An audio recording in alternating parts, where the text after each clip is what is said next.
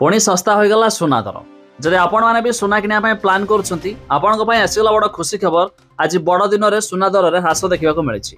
उभय 22 carat 24 carat दाम में 10 ग्राम प्रति 1800 टंका ह्रास होती।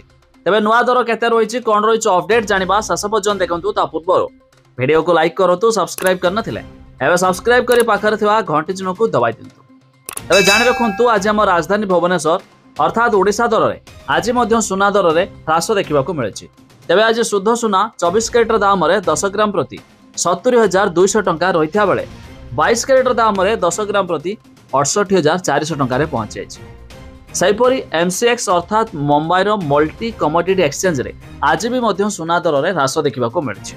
तेज शुद्ध सुना 24 कैरेट दाम में 10 ग्राम प्रति 71,500 टंका रही बेले 22 कैरेट दाम में 10 ग्राम प्रति 69,700 टंका देखा मिली। आ छड़ा दिल्लीर सरफा बजार में आज आंशिक मात्रा सुना दर में ह्रास देखा मिली।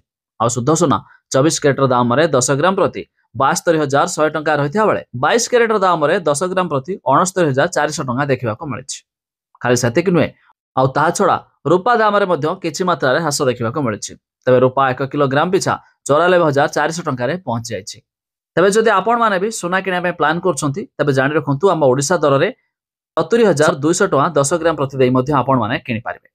तेज आपण मैंने केउ जिलू भिडियो देखुं निहाती कमेंट करी जणाइबे।